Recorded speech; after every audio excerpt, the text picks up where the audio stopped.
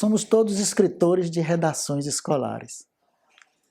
E quando ainda na escola encontramos os livros e lemos, nós nos tornamos melhores escritores de redações escolares.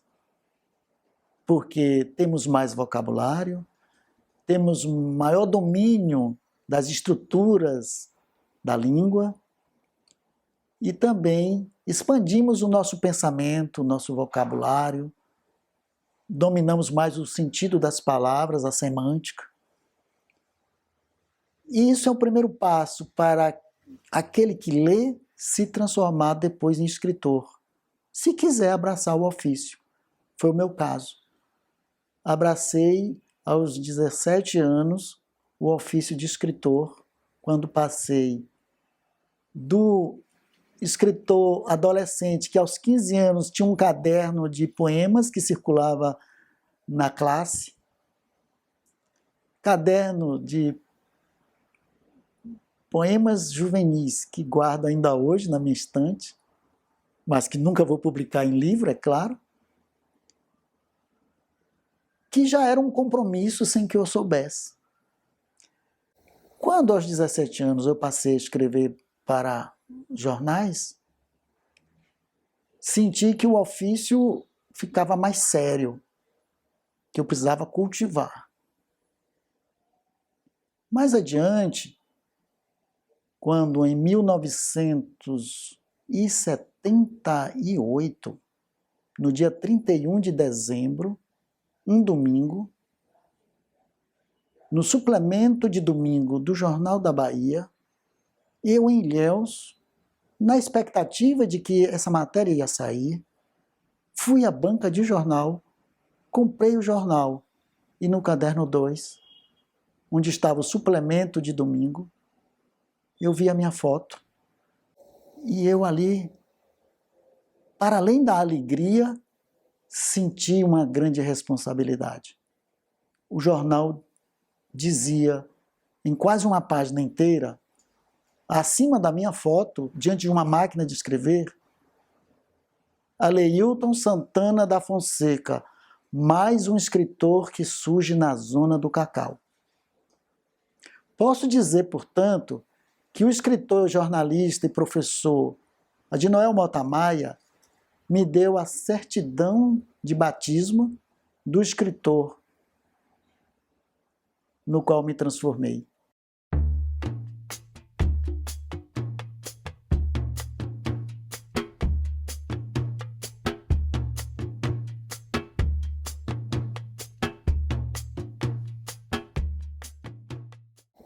Em 1960, Itamirim passou a ser uma cidade com o nome de Firmino Alves. E eu me lembro que foi ali que eu comecei a ter memória, vendo a minha mãe professora em sala de aula, a minha avó cuidando das coisas da família e cuidando de mim, e me levando nas suas visitas aos amigos e amigas, e ali eu ouvindo a história dos adultos. É a primeira presença da narrativa na minha vida. Os causos, as histórias. Não só aquelas que os adultos contavam, mas também aquelas que contavam a mim na hora de dormir. Mas aos 5 anos de idade, me mudei com a família para Ilhéus. E ali em Ilhéus começa uma nova trajetória, porque logo adiante entro na escola, aprendo a ler e escrever, portanto, alfabetizado, eu descubro o mundo dos livros. E isso moldou a minha vida. Eu nunca esqueço o dia em que, menino, no grupo escolar, fui tomado pela mão pela professora, dona Laurinda Mendes, que me conduziu a uma sala que estava inaugurando naquele dia e que era a biblioteca. E me disse, você pode ser o número 1, o leitor número 1. Vamos fazer sua ficha. Você pode levar semanalmente 3 livros para casa e semanalmente trocar e levar outros 3 livros. E eu pratiquei este exercício durante muito tempo.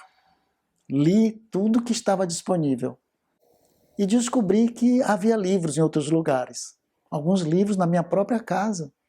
E eu li, aos 8 anos de idade, pela primeira vez, um livro de literatura para adulto. E este livro tinha um título interessante, Os Galos da Aurora, e o seu autor, Hélio Pólvora. Este escritor que, depois de muitos anos, eu vim a conhecer pessoalmente na Academia de Letras da Bahia, me mostrava como a literatura podia estar próxima de mim, porque os seus contos, sendo ele um autor grapiúna, trazia as paisagens com as quais eu estava familiarizado. O chão onde eu pisava, a sombra das árvores que eu me deleitava, os manguezais, sobretudo os cacauais, as estradas das fazendas de cacau. Estávamos em Ilhéus, em 1968. E eu, dali, passei a ler Adonias Filho, Jorge Amado, Machado de Assis, e descobri a Biblioteca Municipal de Ilhéus. E as estantes com a curiosidade de quem quer conhecer o que havia naqueles livros. De tanto ler, tomei gosto também por escrever.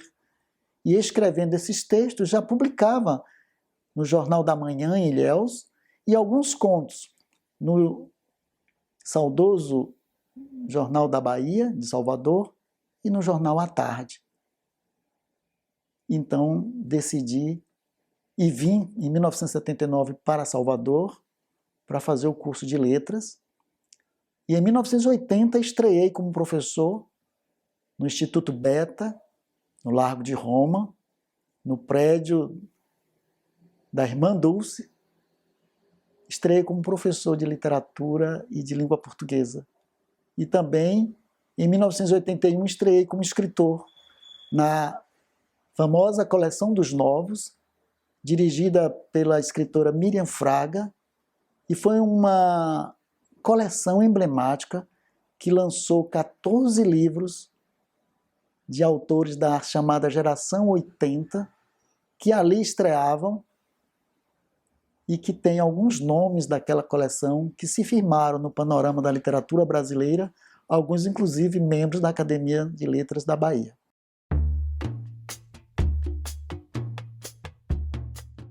Ganhei o prêmio da Academia em 2002. Em 2003, o meu nome aparece muito forte. E foi quando o professor Cláudio Veiga me convidou para ser o coordenador do curso Castro Alves. Ideia que eu abracei imediatamente. Eu fora aluno desse curso, agora seria coordenador sem ser acadêmico. Logo após o curso Castro Alves, surgiu uma vaga na academia.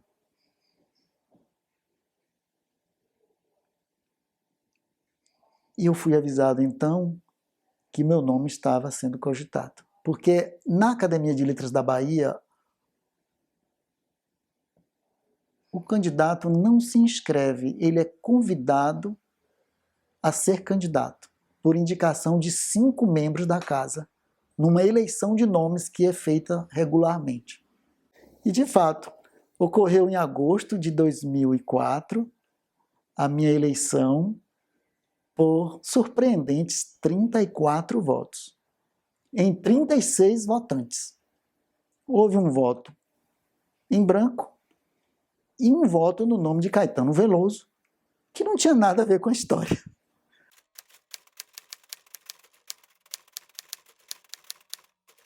Quando entrei nesta casa, eu declarei no meu discurso de posse ser um trabalhador das letras, porque é assim que eu me vejo. Alguém que trabalha com literatura, por amor, por devoção, todo dia.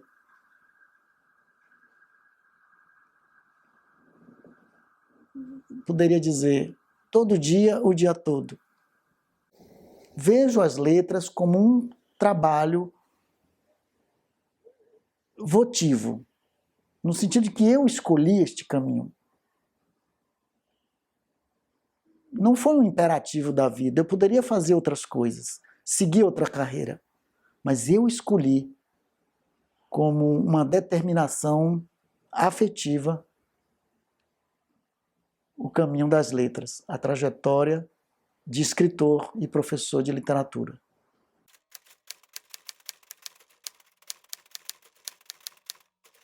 As academias de letras têm um papel muito importante.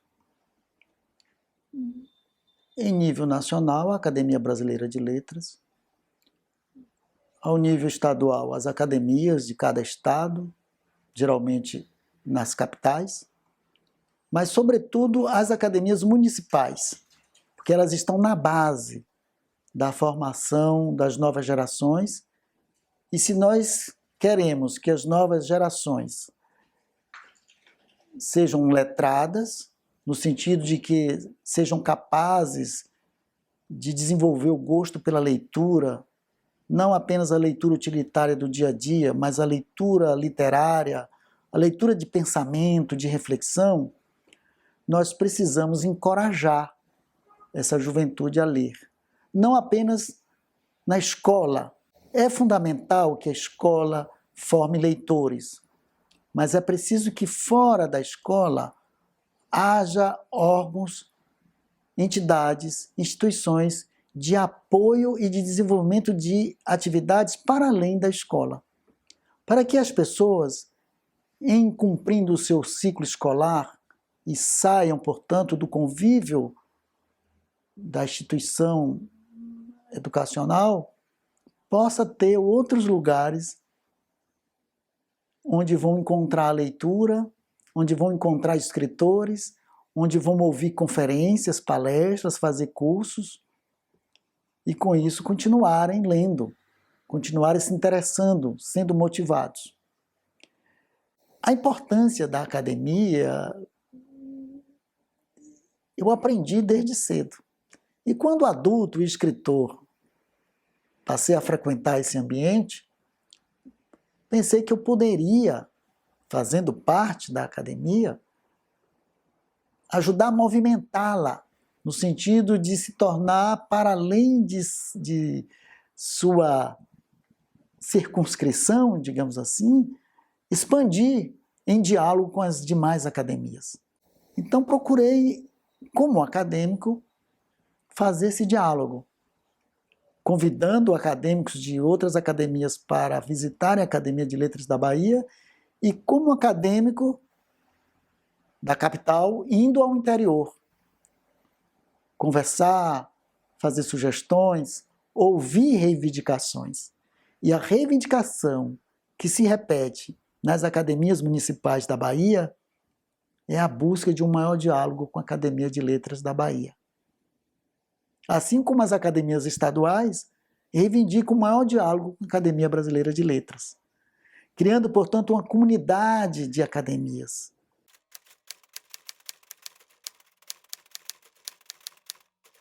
A Academia de Letras é uma instituição histórica, tradicional. É resultado do iluminismo do século XVIII e surge no mundo moderno retomando o conceito grego de academia, que é um lugar de conhecimento, um lugar de diálogo, um lugar de criação, descobertas e novidades. Modernamente, a academia reúne expoentes da vida cultural de uma cidade, de um estado, de um país. As academias nacionais, nos países, reúnem um grupo de intelectuais de diversas áreas do saber, das artes, da ciência, das ciências sociais, das técnicas, como pares para um diálogo mais amplo, em que cada um tem a sua especialidade, mas dialogam todos em torno de uma visão ampla da cultura, da vida social, da história, das tradições e dos projetos de futuro. É, sobretudo, um lugar de congraçamento intelectual, em que a diversidade e as diferenças devem conviver num clima de tolerância das diferenças, de compreensão de um objetivo maior, que é a vida institucional, a convivência de pares, no sentido de edificar a casa como um lugar aberto à sociedade, em todas as direções, uma casa acolhedora das diferenças, das diferentes tendências do pensamento, das diferentes concepções de arte, de cultura, das diferentes concepções de mundo. É o lugar de procurar o que nos une, que é o compromisso com a expansão cultural, o compromisso com a educação, o compromisso com o desenvolvimento das letras, da literatura. Cada um dos 40 acadêmicos atuais representa cada um fundador de cada cadeira. É sua obrigação se fazer presente, é sua obrigação contribuir, é sua obrigação conviver pacificamente com os pares.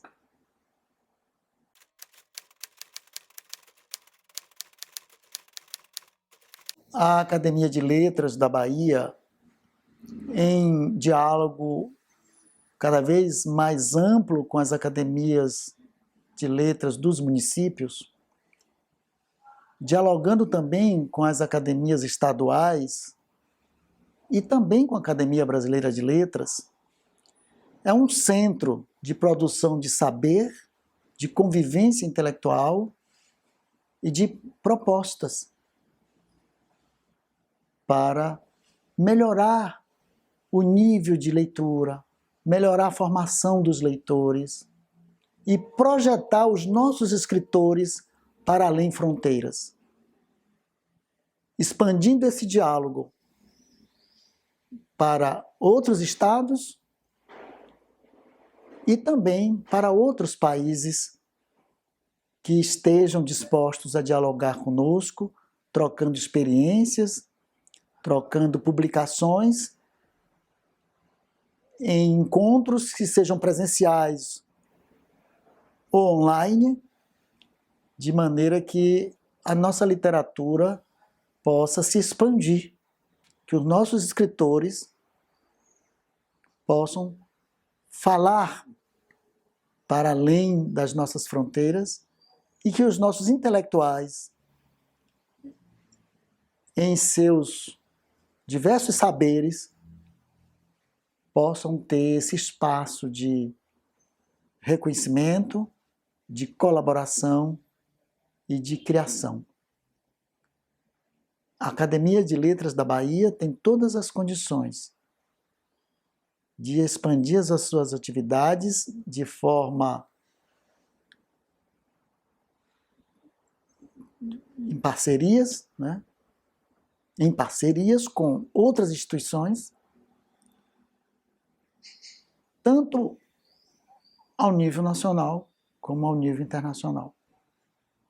Mantendo o diálogo com os segmentos sociais, com as diversas manifestações culturais da nossa cultura baiana, brasileira,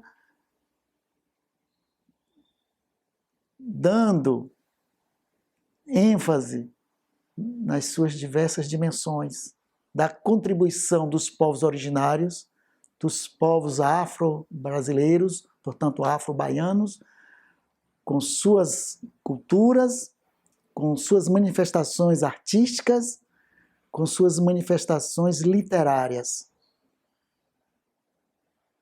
em igualdade de condições num diálogo franco e num diálogo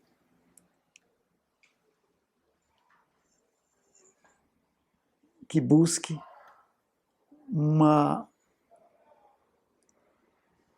convivência que se possa dizer comunitária. Que as nossas comunidades possam, na cultura, na literatura, no imaginário, na produção de pensamento, se transformar em uma comunidade dos saberes baianos.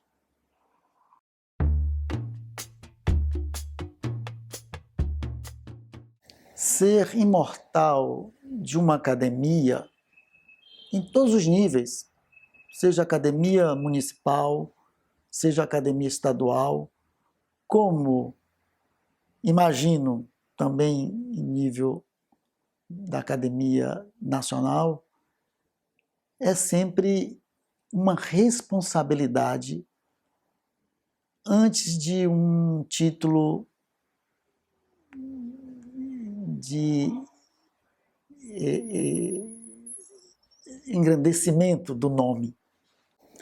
É claro que o título de acadêmico agrega à figura do escritor, do intelectual, do profissional, uma áurea da tradição cultural. E ele tem uma responsabilidade diante disso, que é fazer esta áurea brilhar. Não deixar a sua áurea se apagar.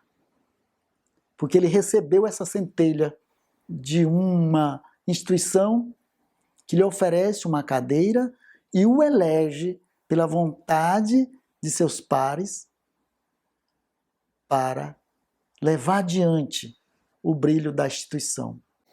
É um reconhecimento público e histórico. Tornar-se imortal significa que seu nome nunca mais será esquecido, porque a instituição irá sempre lembrar do seu nome.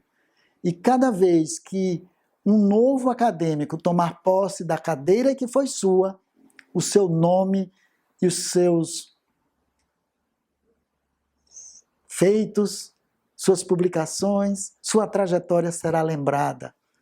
Será dito quem você foi, o que fez e qual é o seu legado. Nisso reside, simbolicamente, a imortalidade de um acadêmico. E este acadêmico precisa, portanto, cuidar da sua imortalidade. As pessoas são aquilo que, em algum momento, escolheram ser. Eu sou professor de literatura porque escolhi ser. Eu sou escritor porque escolhi ser escritor. E já que eu escolhi um caminho, eu quero plantar flores neste caminho. Flores da criação literária, da poesia, da narrativa, do romance, do ensaio, da convivência, da amizade. Acredito que a literatura é uma arte de fazer amizades, e não o contrário. Acredito que a literatura é a arte de deixar um legado escrito para as próximas gerações. Que aqueles que descubram o que eu deixei possa se sentir motivado, primeiro a ler e talvez também escrever. Porque eu recebi esse legado dos escritores do passado. Aqueles que vieram antes de mim deixaram um legado de escrita, de trajetória, de atitudes, de feitos memoráveis e me inspiraram a seguir também a mesma trilha. Viver é uma promessa para o futuro quando não estivermos mais aqui. É deixar, se produzirmos família, deixar descendentes para lembrar de nós. E se produzimos livros, é formar leitores para que leiam os nossos livros, para que comentem sobre nós, para que possam dar aula sobre nossos livros, recomendar os nossos livros para gerações que estão no futuro e que não vão nos conhecer em vida, vão nos conhecer em memória. Esse é o grande legado. Deixar uma memória, deixar uma obra literária e também uma biografia que possam inspirar as novas gerações, se for possível.